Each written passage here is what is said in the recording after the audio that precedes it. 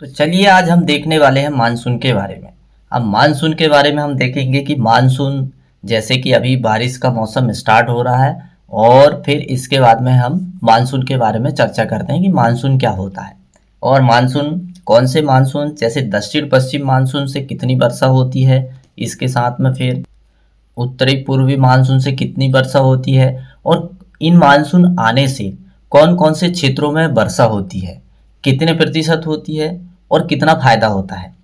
ये सारा डिस्कस हम इस क्लास में करने वाले हैं और मैं समझता हूँ कि आज के ये मानसून की क्लास से जो भी हमारी चर्चा होगी इससे आपको मानसून के बारे में पूरा पता चल जाएगा कि मानसून होता क्या है और मानसून को कैसे पता लगाया जाता है और प्री मानसून और मुख्य मानसून इन दोनों में क्या अंतर होता है। तो चलिए स्टार्ट करते हैं। मैं सचिन राय और आपके अपने YouTube channel PAT with Sachin में एक बार फिर से आपका स्वागत है। तो ये क्लास जो है ज़रूरी नहीं एग्रीकल्चर के लिए ही फायदेमंद है, ये क्लास जो है जीके जो है जो बाकी एग्ज़ाम में है उनके लिए भी बहुत फायदेमंद है।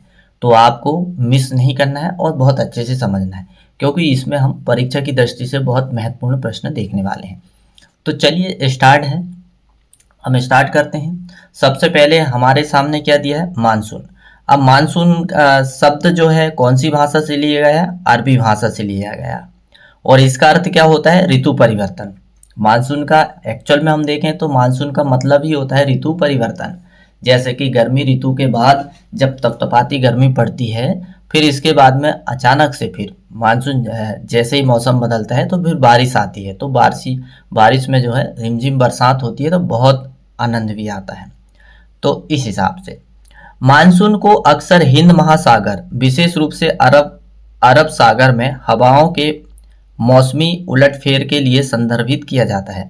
कहने का मतलब है कि जब हवा अपना रुख बदलती है यानी अपना रास्ता बदलती है तब बारिश होना प्रारंभ होती है।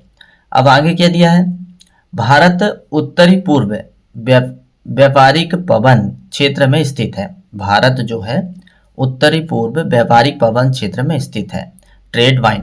अब आपको मुझे बताना है कमेंट्स में कि व्यापारिक पवन किसे कहते हैं। यदि आपको समझ नहीं आता है तो मैं आपको क्लियर करके बताऊंगा। हालांकि मुझे तो पता ही है लेकिन मैं बीच बीच में आपसे हर क्लास में कुछ ना कुछ प्रश्न तो पूछता ही हूँ ताकि आपको कितना पता है ये भी मुझे पता चले। और ये व्यापारिक हवाएं पूरे वर्ष चलती रहती है और व्यापारिक हवाएं पूरे वर्ष चलते रहती है। अब इसके बाद में अब हम अगला क्या देखेंगे, देश में वर्षा की कुल मात्रा। यदि हम पूरे देश में हम औसत वर्षा देखें तो कितनी होती है, 1194 मिलीमीटर। कितनी होती है, 1194 मिलीमीटर। फिर भारत में कुल वर्षा जनित जल की मात्रा, जो जब वर्षा होती है भारत में तो वर्षा से जो जल मिलता है उसकी कितनी मात्रा है, 400 मिलियन हेक्टेयर। कितनी है, 400 मिलियन हेक्टेयर। अब इसके बाद में यहाँ पर कुछ आंकड़े दिए हैं, ये आपको खुद फिर देखते हैं हम। देश में औसत बारिश के दिन, यदि हम हमारे भारत में देखें औसत बारिश के दिन तो 130 दिन प्रति वर्ष, यानी एक वर्ष में बारिश होने का जो समय है वो कितने दिन का है, 130 दिन का है। अब अगला क्या दिया है, बारिश का दिन, रेन डे, 24 घंटे के दौरान 2.5 मिलीमीटर से ज़्यादा वर्षा का दिन होना बारिश का दिन कहलाता है। अब जिस समय वर्षा हो रही है तो उन दिनों में से कौन सा दिन वर्षा का दिन कहलाता है। तो यदि 24 घंटे तक बरसात हो रही है और फिर रेन गेज के माध्यम से हमने देखे हैं तो 2.5 मिलीमीटर से ज़्यादा वर्षा का आकलन हुआ तो ऐसा दिन कौन सा कहलाता है, वर्षा का दिन कहलाता है। हालांकि बारिश में वर्षा तो होती है लेकिन वर्षा का दिन कहने के लिए 24 घंटे के अंदर वर्षा की जो मात्रा एकत्रित की गई उसके अनुसार पता लगाया जाता है। अब आती है बात मुख्य बात में हम क्या देखने वाले हैं, जो मानसून जो हमारे भारत में इस मानसून के कारण सबसे ज़्यादा बारिश होती है और यही मानसून जो है सबसे ज़्यादा फायदेमंद होता है। तो कौन सा है, दक्षिण पश्चिम मानसून। कौन सा मानसून, दक्षिण पश्चिम मानसून, साउथ वेस्ट मानसून। अब साउथ वेस्ट मानसून जो है अब इसकी क्या विशेषता रहती है?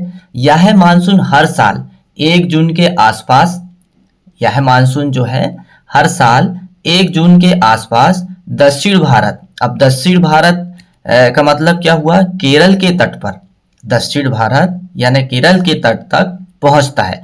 मतलब यह मानसून जो है 1 जून को ही दक्षिण भारत केरल के तट तक पहुंच जाता है और मध्य जुलाई तक पूरे भारत को वर्षा की चपेट में ले लेता है।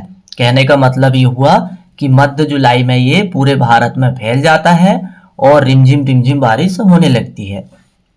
फिर इसके बाद में इस मानसून की वापसी सबसे पहले, अब यदि हम वापसी की चर्चा करें, अभी तो हमने देख लिए कि मानसून यदि आएगा दक्षिण पश्चिम मानसून तो 1 जून को आएगा, लेकिन इसकी वापसी कब होगी? जब ये जाएगा तो कब जाएगा? तो ये 1 सितंबर से पश्चिमी राजस्थान से शुरू होता है। मतलब 1 सितंबर को ये वापस जाता है और पश्चिमी राजस्थान की ओर से निकलता है तथा 15 अक्टूबर तक पूरे देश से वापसी हो जाती है। हालांकि 15 अक्टूबर के बाद भी थोड़ी बहुत बारिश देखने को मिलती है, लेकिन यह मानसून जो है 15 अक्टूबर को पूरी तरह से वापस हो जाता है। अब इस मानसून की क्या विशेषता होती है? यह मानसून जो है 30 किलोमीटर प्रति घंटे की गति से आगे बढ़ता है। जब यह मानसून केरल के तट से प्रारंभ होता है तो 30 किलोमीटर प्रति घंटा की दर से ये बहुत तेजी के साथ आगे बढ़ता है। इसे भारत में वर्षा की महान अवधि या गर्मियों का मानसून भी कहा जाता है। इसीलिए इसे क्या कहा जाता है? भारत की महान अवधि, क्योंकि इस मानसून के कारण ही भारत में फसलों के लिए इसे महत्व दिया जाता है। यदि यह मानसून नहीं आएगा तो किसानों की फसल भी नहीं हो पाएगी, इसलिए इसे महाअवधि या गर्मियों का मानसून भी कहा जाता है। यह भारत में कुल वर्षा का लगभग 75% योगदान देता है। यदि हम वर्षा देखें 100% में, तो दक्षिण पश्चिम मानसून से जो वर्षा होती है ये 75% होती है। बाकी की 25% की जो वर्षा है वो दूसरे मानसून से होती है। यह मानसून देश के लगभग सभी राज्यों में अच्छी वर्षा करता है, केवल तमिलनाडु एवं जम्मू कश्मीर को छोड़कर, क्योंकि इस मानसून से 2 राज्य छूट जाते हैं, तमिलनाडु और जम्मू कश्मीर। बाकी पूरे भारत में इस मानसून से झमाझम बारिश होती है। अब आगे क्या दिया है? आगे बहुत ही महत्वपूर्ण जानकारी दिया है जो पेपर की दृष्टि से बहुत महत्वपूर्ण है और आपको समझना चाहिए। और इतना ही नहीं, ये मानसून की क्लास जो है आपके लिए फायदेमंद तो होगी, साथ में आपका नॉलेज भी बढ़ेगा कि किस मानसून से कितनी बारिश होती है और इसका आने का मौसम क्या है और वापस जाने का समय क्या है। ये सारी छोटी छोटी बातें इसमें हमने मेंशन किए हैं और बहुत अच्छे से समझ भी रहे हैं। दक्षिण पश्चिम मानसून से सबसे कम वर्षा तमिलनाडु राज्य में होती है। कहाँ पर होती है? तमिलनाडु राज्य में होती है। अब इसका कारण क्या है? क्योंकि वहाँ अधिकांश वर्षा उत्तरी पूर्वी मानसून से सर्दियों के दौरान प्राप्त होती है। कारण ये है, और कुछ तो कारण जो है पवने के कारण, जो व्यापारिक हवाएं के कारण, उसके कारण भी इसका महत्व है। तो क्योंकि यहाँ पर बारिश तो होती है, लेकिन कब होती है? उत्तरी पूर्वी मानसून से, और सर्दियों के दौरान होती है। सर्दियों के समय यहाँ पर क्या होती है? बारिश होती है।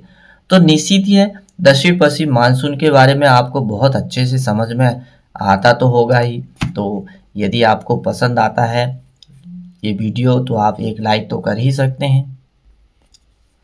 अब आगे क्या दिया है?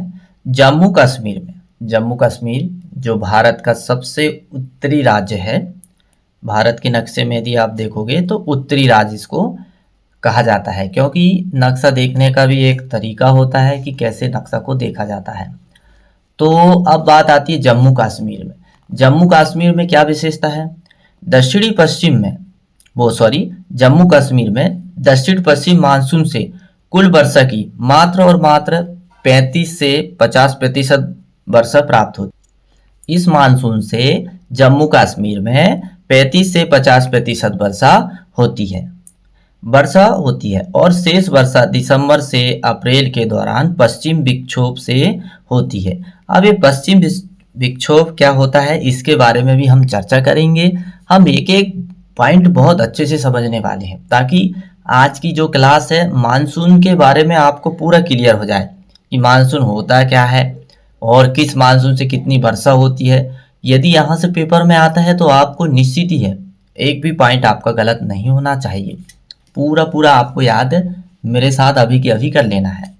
तो चलिए, दक्षिण पश्चिम मानसून की अभी हमने इतनी देर से हमने उसके बारे में महत्वपूर्ण जानकारी डिस्कस की।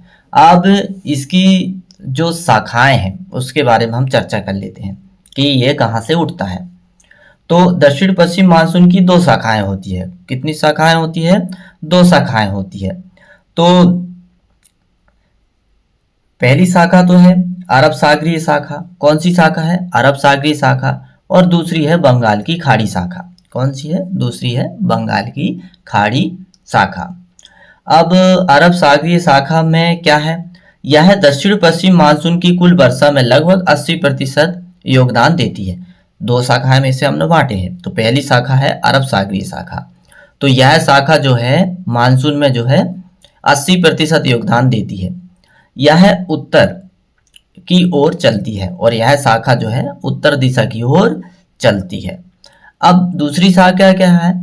बंगाल की खाड़ी शाखा। दूसरी शाखा क्या है? बंगाल की खाड़ी शाखा। अब ये बंगाल की जो खाड़ी शाखा है यह दक्षिण पश्चिम मानसून की कुल वर्षा में लगभग 20% योगदान देती है। कितनी? हाँ, यहाँ थोड़ा सा दक्षिण पूर्वी, यहाँ पर क्या है? दक्षिण पूर्वी मानसून की कुल वर्षा में लगभग 80% योगदान 20% योगदान देती है। कितनी देती है? 20% योगदान देती है। और यह शाखा आसाम की ओर चलती है। किस साइड चलती है यह शाखा? आसाम की ओर चलती है। तो बस आज की क्लास में हम इतना ही देखेंगे। बाकी का जो हमारा और रह गया है उत्तरी पूर्वी मानसून और पश्चिम विक्षोभ, ये सारी जानकारी हम अगली क्लास में देखेंगे। तो आप मुझे कमेंट्स में ज़रूर बताइएगा कि आज की ये मानसून वाली क्लास आपके लिए कितनी फ़ायदेमंद है। आप यस या नो करके ज़रूर लिखिए। और यदि आपको वीडियो पसंद आता है तो लाइक करिए। और यदि आप पहली बार चैनल में विजिट कर रहे हैं तो सब्सक्राइब करना ना भूलें, क्योंकि ऐसी जानकारी आपको प्रतिदिन यहाँ पर अपडेट मिलती रहेगी। तो बस इंतज़ार करिए अगली क्लास के लिए। बस आज के लिए इतना ही।